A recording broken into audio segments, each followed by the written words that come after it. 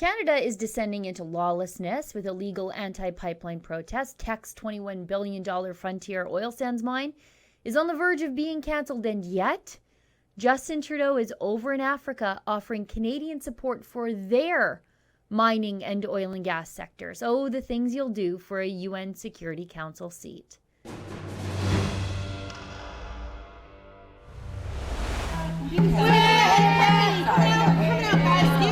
Excuse me. I work here at City Hall. Let me through. I'm an employee of City Hall. Let me through. Sorry, you're pushing people. Peaceful people. Stop the police. That video there is of Justin Trudeau's Deputy Prime Minister Chrystia Freeland being completely accosted by anti-fossil fuel development protesters in Halifax. On some level, I'm sort of happy to see the big green monster the Liberals helped create and relied on to maintain power now attacking them. But where the hell is the Prime Minister while his deputy is being jostled around by thugs and hooligans?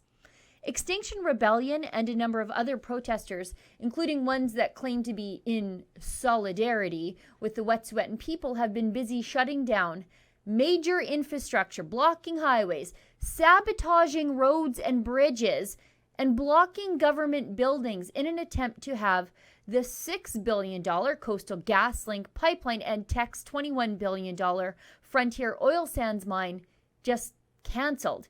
Now, these are mostly white liberal do-gooders who have no idea why they do what they do. Just watch. Saskia Burdick. Could you please spell that? SASKIA.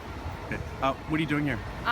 We're holding the line here in solidarity with Wet'suwet'en. We're offering the alternative of peace, as the Wet'suwet'en are doing. War crimes are being committed in northern BC right now, and we're here to say no more murdering our women, no more taking our land, no more taking our children. And this is for Wet'suwet'en. This is for all the Wet'suwet'en babies.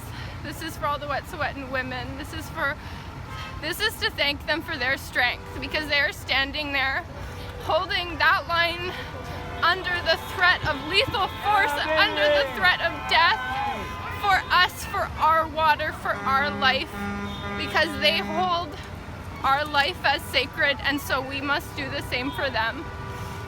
As you can hear here, there's some drivers that are pretty mad about what's happening here. What's your message to these people that are upset about you blocking traffic?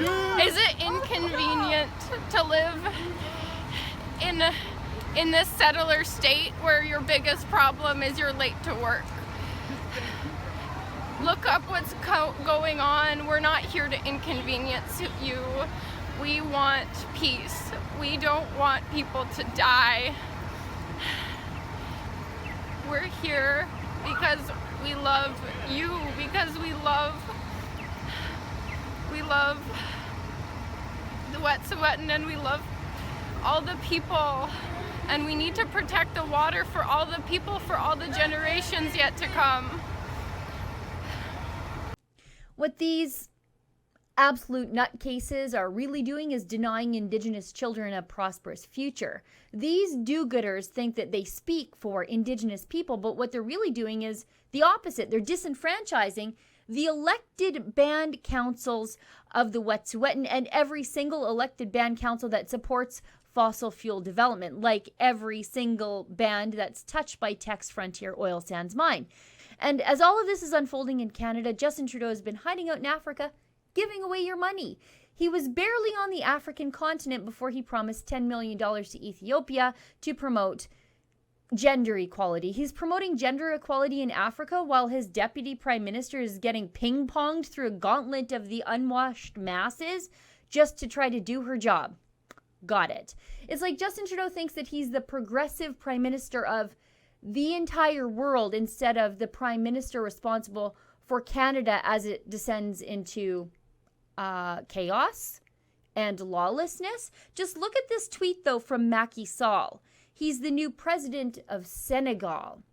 The partnership between Senegal and Canada offers attractive growth potential in the mining, agriculture, oil and gas, clean energy, and digital sectors. Delighted to welcome Prime Minister Justin Trudeau to Dakar to work on these subjects. Did you get that?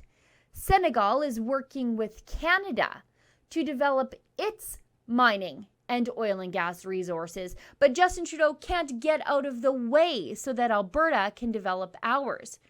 Apparently, we're lower on the list of important things for Justin Trudeau to care about than some far-flung African nation we literally do almost no trade with. A statistical rounding error.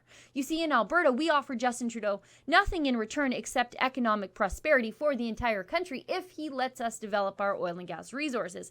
But Senegal, they offer something different. They offer Justin Trudeau something more important to him than economic prosperity for the entire country he's elected to lead. Senegal offers our vain party boy Prime Minister Justin Trudeau a boost to his ego. Just look at this headline. Trudeau secures Senegal's vote for UN Security Council seat during the Dakar trip. It goes on. Prime Minister Justin Trudeau called on the world to do more to spread freedom Wednesday as he visited a museum in Senegal that was once a center in the African slave trade, but a few hours later, with Senegal's president, he did not take an opportunity to publicly call out a law that criminalizes homosexuality. You see, Trudeau's been over there cozying up to homophobic bigots while marching in pride parades back home and also condemning those who don't march in pride parades back home. And he's been smothering Alberta's oil and gas development while helping other countries develop their resources. Trudeau doesn't even care about the things he says he cares about. Women, gay rights, net zero emissions. It's apparent. Trudeau only cares about power and that Security Council seat. For Rebel News, I'm Sheila Gunn Reid. Hey, have you heard the news? Rebel News is going on a cruise and we would love it if you could come with us. We're going to Alaska July 4th. We get back July 11th to see all the details, to see all the amenities the ship has to offer, and to get pricing and booking information, please go to rebelnewscruise.com.